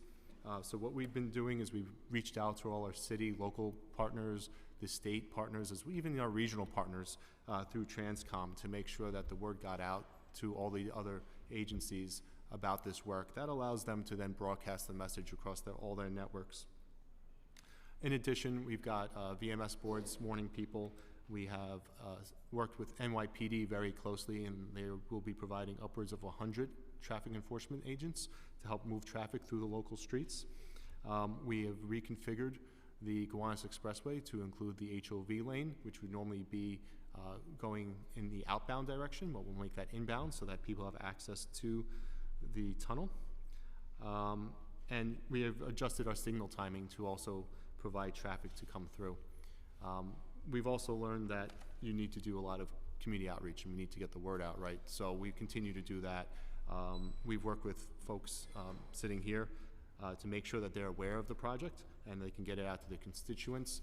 At the same time, we have a full-time community liaison that is assigned to this project. She's got a large network of hundreds of people, so she's able to blast out notices. And we've taken out almost 24 advertisements in print, radio, TV, and online advertising to let people know. The biggest message to get out there is, and I think our press announcement came out just today, is to stay away. It is always a struggle, no matter what. When you get into beautiful weather like we're expecting, people come out. So we will try to get the message out and try to move traffic as best as we can. But for people to stay away would be obviously the best thing. No, thank you, and you answered one of my questions in terms of the outreach that's going to be conducted. And are you confident this will be the last time there'll be a need to close this roadway and conduct interim repair work?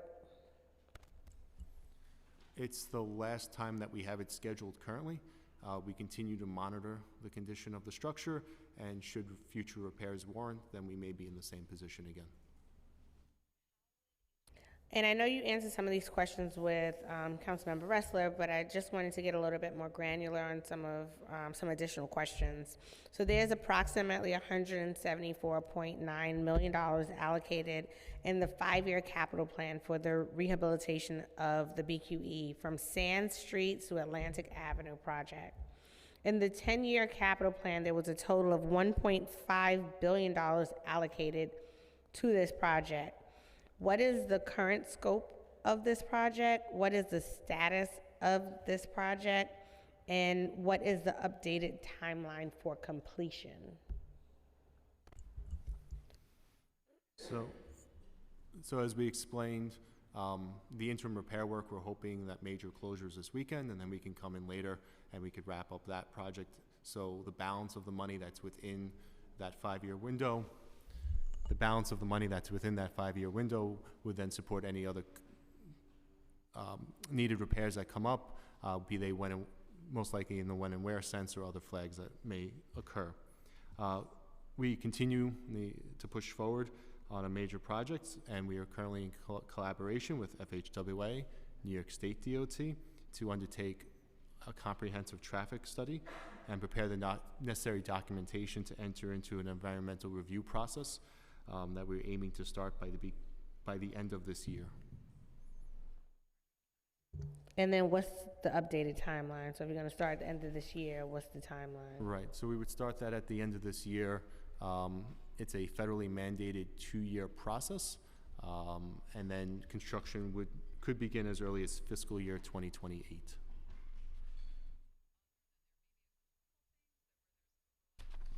And why is capital funding for the project continually rolled back into later years? The funding is just moved within the capital plan to better align with the schedule of the project. And is the DOT running into any challenges with the completion of this project? If so, can you share that with us?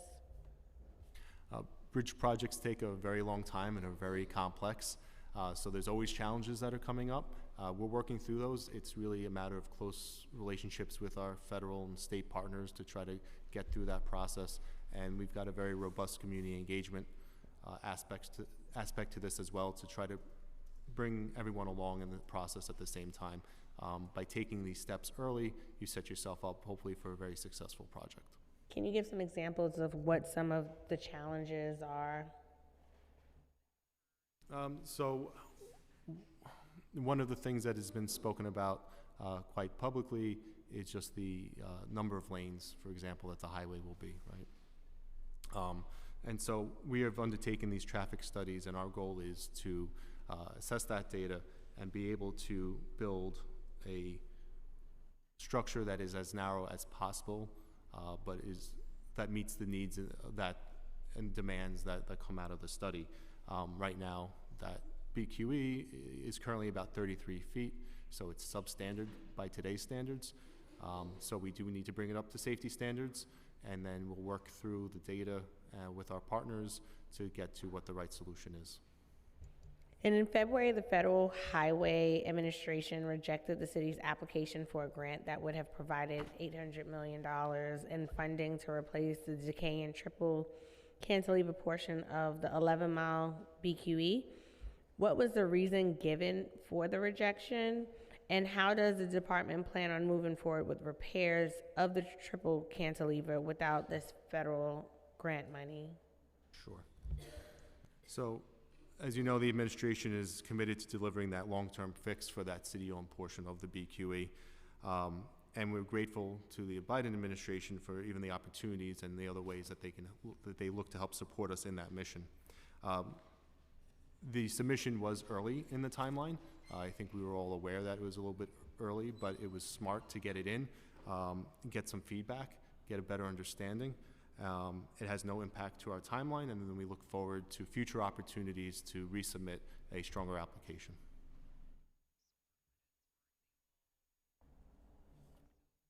And turning to a related part of this project, how many tickets has DOT given for overweight trucks on the BQE? Let me see. No. Yeah, we don't have those numbers with us, but we can get them to you today. Please do. And has there been repeat offenders, either individual trucks or companies, and how has DOT pushed those companies to find alternative routes? Want me to take it? All right. So, and we'll note, we'll note which, not which company necessarily, but whether there have been repeat offenders. If we have, in the case that we have a repeat offender, we are doing additional outreach to them to try to get them to understand the reasons why they're being ticketed and what strategies they could employ to avoid that in the future. But we are mainly seeing people not getting repeat violations. The companies are learning and have adjusted their behavior, and the violations have gone way down from the beginning. Way down, so when you give me the numbers, it'll be good to see, so I have apples to apples, what that looks like, so. Like week by week or month by month. That would be great. Thank you for that.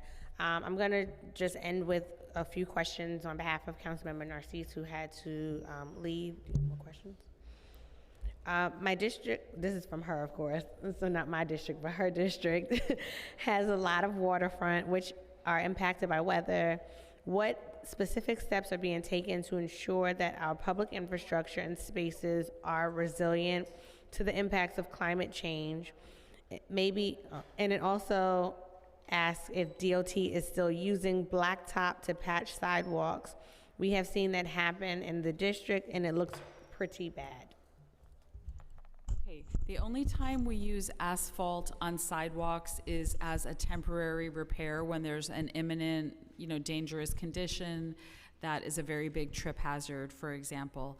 So in very few circumstances we do it. We recently did a small area around one of the NYCHA buildings, and we have then scheduled the permanent replacement to go back in and do it properly in concrete.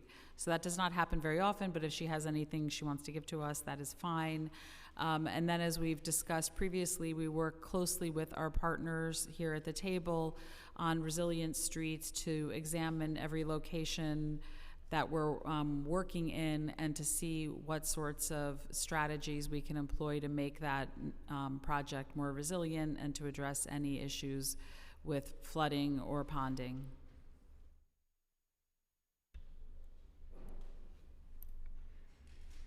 Which council member was that for?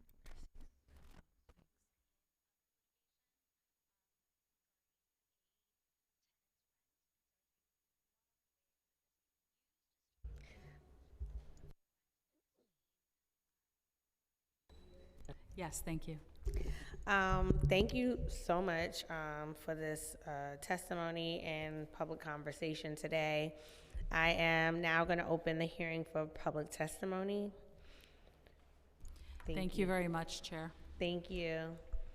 And I remind members of the public that this is a government proceeding and that decorum shall be observed at all times. As such, members of the public shall remain silent at all times. The witness table is reserved for people who wish to testify. No video recording or photography is allowed from the witness table. Further, members of the public may not present audio or video recordings as testimony, but may submit transcripts of such recordings to the Sergeant at Arms for inclusion in the hearing record. If you wish to speak at today's hearing, please fill out an appearance card with the Sergeant at Arms and wait to be recognized. When recognized, you will have 2 minutes to speak on today's hearing topics.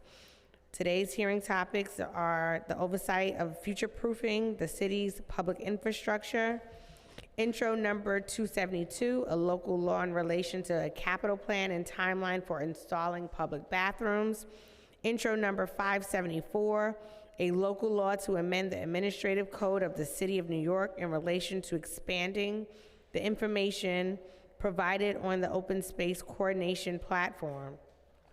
If you have a written statement or additional written testimony you wish to submit for the record, please provide a copy of that testimony to the Sergeant at Arms. You may also email written testimony to testimony@council.nyc.gov within 72 hours of this hearing. Audio and video recordings will not be accepted. I will call the first panel, which will be Sharon Brown and Raul Rivera.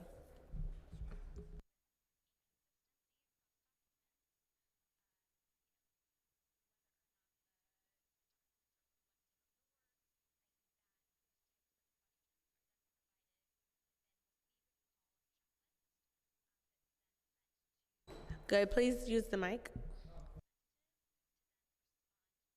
Did you turn it on?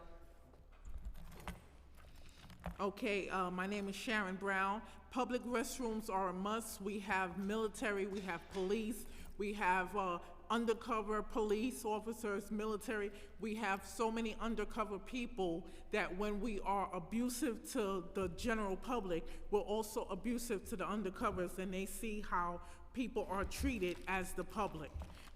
We can't have that FDNY, anyone looking into different situations. Okay, we need something called the Stranded Persons Law for transportation. This is transportation. Okay, there should be a stranded strap hanger law. No woman or child or man should be turned away from a government service.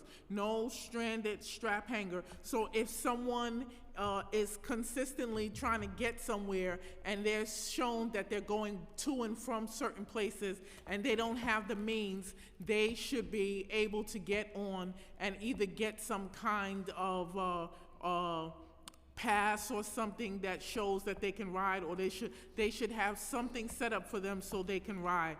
No child should come from school and not have the money to ride.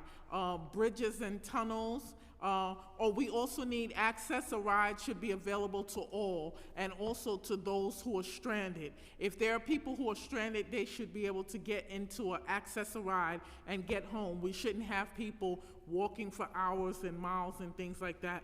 This is concerning transportation. The bridges should have a backup bridge. We are going into the technology age, and there should be immediate ways to make bridges, roads, and tunnels immediately. We should have backup systems where we can lay something down immediately so that people can get over a road or something. Thank you. I think that's it. Thank you. Okay, Mr. Rivera. Thank you so much. Good afternoon. My name is Raul Rivera. I'm a TLC driver and a TLC driver advocate. Restrooms are important. One of the issues with restrooms in the city is we have thousands of restaurants, and they want you to buy their food, but they don't care about you using the restrooms. Everywhere you go in the city, you see signs out of service when it comes to the restaurant. So you can't use the restrooms in the restaurants. That's an issue. Maybe the city council should look into that. But what I really want to say is that to you, Chair, I don't know what we have to do for you to help the drivers. The drivers are being locked out. I don't know if you know about it. There's chaos happening right now. Uber and Lyft are locking out the drivers. They can't work. I don't know why they don't show up here. I don't know why, if you're aware of this, but there's going to be a lot of protesting going on. We're asking that they come out to your office and protest in your district. That's what they have to do. I don't know why they don't want to do that, but they should. Uber and Lyft are locking out the drivers. The utilization rate that was created by Amira Joshi is a disaster, and it's hurting the drivers. And in this city council, we have black people, we have Puerto Ricans, we have Dominicans, right? It's our own people that are stopping us. Look in the mirror. You're not helping us. We got bills for the drivers. You don't want to pass the bills. Everybody says white supremacy. It's not white. It's not the white man that's stopping me. It's my own people, my Puerto Rican people, my black people, my Dominican people. You guys are blocking us. It's not the white man. It's not Donald Trump. You guys are blocking us. We're losing our city. Transportation alternative, Danny Harris. Danny Harris is the true DOT. We asked for an investigation of the DOT. The DOT is dirty, it's filthy. It's dirty and needs to be investigated. And it's our own people scoring us. Thank you, Mr. It's our own Rivera. people. Come on, Powers, you know, it's our own people. You're black. You ain't white. You're black. Thank you for reminding me of my skin color and my race. You remind us all the time. Next, we will have Glenn Bolaski and Tasha Lara-Bors, who are both online.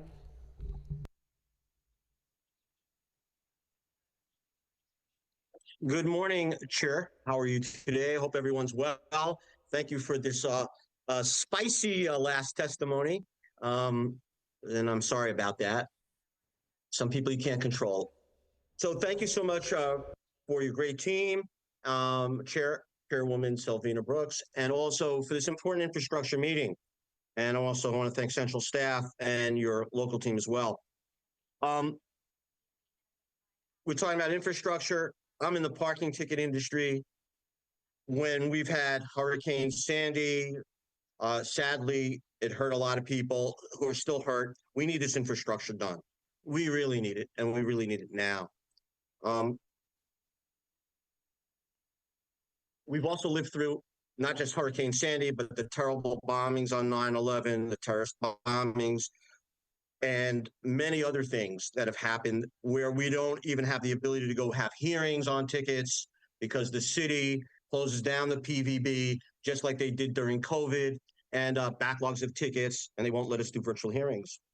They just make it hard for people, and it's really not nice.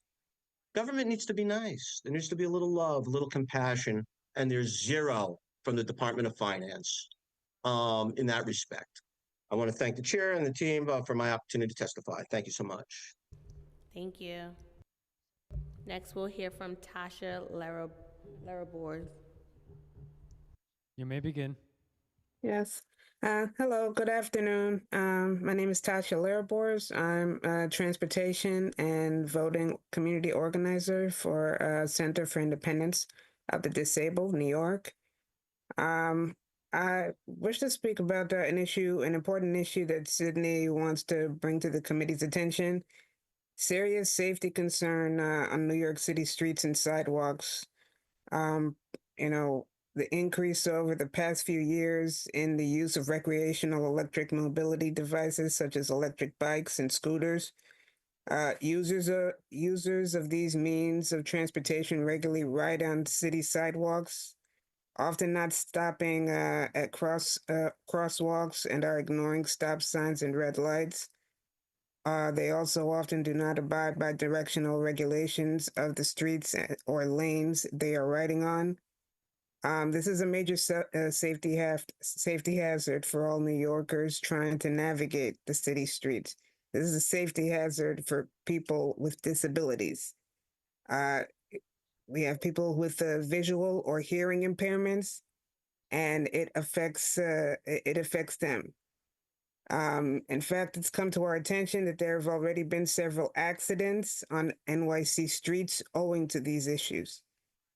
The DOT is responsible for ensuring the safety of all pedestrians on NYC streets, including individuals with disabilities. It's Sydney's position that the safety action plans currently in place are no longer sufficiently protecting New Yorkers with disabilities, and these plans need to be updated in consideration of the massive increase of the use of electronic transportation devices, and the documented fact that this increase is correlated to accidents, causing injury and, unfortunately, death. Sydney is advocating... Time has expired. Thank you. All right. Thank you. Do you want to finish you can finish your sentence. I think you were ending. Yes, that was just... we also request efforts to protect individuals with mobility, hearing, and vision impairments are expressly considered and incorporated into these updated safety plans. Thank you. Thank you. If there's anyone online that wishes to testify and was not recognized, we ask that you raise the hand icon now.